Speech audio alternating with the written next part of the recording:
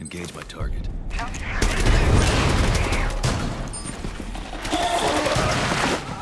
With me! Asset is under it. Bring the asset to the extraction pod. In Rainbow Six Extraction, your mission is to get in, get the job done, and get out. But no two missions are quite the same, and in this episode of our Rainbow Six Extraction Deep Dive series, we're taking a look at how different maps and objectives and difficulties combine to create a dizzying array of possibilities. So let's break it down. You're looking at 12 dynamic maps divided into 3 zones each, 13 different randomized mission types, 18 operators, over 24 React Tech devices, this thing, like 10 different types of these things, okay? Plus, all this nasty sprawl, which you know just has to smell awful. And on top of all that, you never know which Archeans are gonna spawn where and where the objective's gonna be. It turns out, actually getting the job done is gonna be a little more complex and a lot more intense. New York City, San Francisco, Alaska, New Mexico, and this absolutely weird place.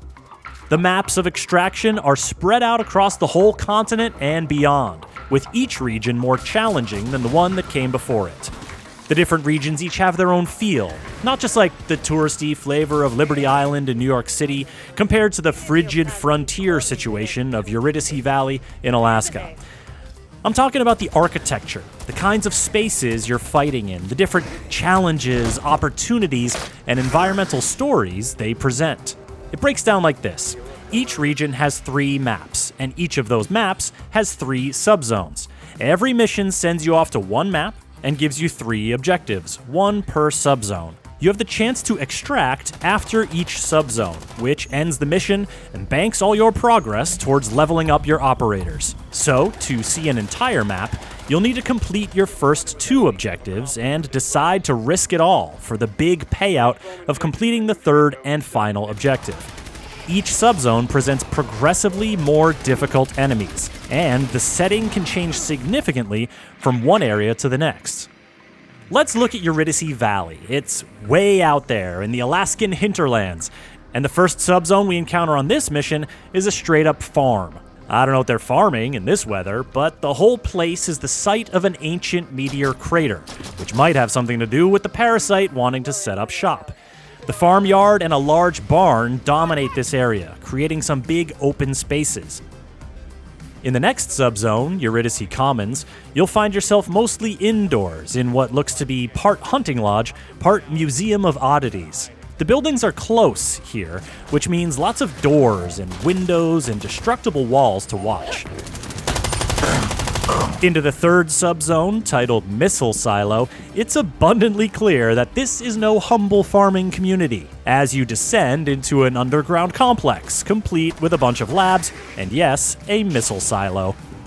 This variety from zone to zone means you can find yourself in a lot of different combat situations during each mission. Playing the Specimen objective, in which you need to lure an elite enemy back to your pad and try not to get mauled in the process, gets trickier when you have a lot of stairs and sprawl to traverse. Capture system on. If your mission was, say, serial scan, you'd be more focused on barricading openings near the scan areas and laying traps for your incoming foes, so the stairs wouldn't be as much of a factor. How you interact with the map depends on which of the 13 different objectives you're working on, and it's never quite as simple as shoot 'em all and let Ash sort 'em out. Take triangulation. Once you activate the first of the 3 stations, you gotta move to the next one quickly. But operators running down hallways is like catnip to the Archeans, and they play with claws out. It's better to scout your route from station to station before activating them so you can stealthily thin the herd and find pathways that'll allow you to cover ground swiftly. And here's where your power to shape the map through destruction or carefully opening doors or destruction starts to make a real difference. Because if you get turned around while the swarm is nipping at your heels, let's just say you might not be living up to the title of the game on this particular run. Scouting the lay of the land is also crucial for decontamination, the objective in which you have to shoot a whole infestation of aberrant nests and then get a sample from the most aberrantest one, because Mira has only a tenuous regard for your personal safety. What you'll need to look out for here, and pretty much everywhere else, is the sprawl.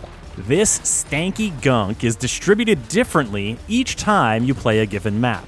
So even if you're starting to know your way around San Francisco's Apollo Casino and Resort after a few visits, the sprawl is always creeping somewhere new to mix things up.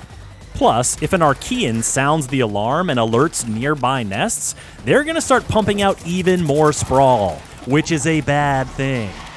The sprawl slows you down. The sprawl speeds them up. The effects of spreading sprawl can essentially alter the map mid-mission in favor of the things that want to kill you. Shoot it, melee it, plunge your knife into a big gooey nest and clear out a whole mess of it. You never know who's going to be coming around the corner, and you don't want the sprawl helping them do everything faster. I mean, the Archean archetypes and spawn locations are all shuffled up on every mission. I've played Sabotage and managed to defend my charges with a gaggle of explosive breachers gambling at me on all fours from every which way. But when it's a pack of spikers throwing spikes at me through walls from lion knows where, I don't know, man. Look, we're going to talk a lot more about the different Archeans and tactics to take them down in another episode of this deep dive series. But suffice to say, when it comes to enemies, you never quite know what you're going to get.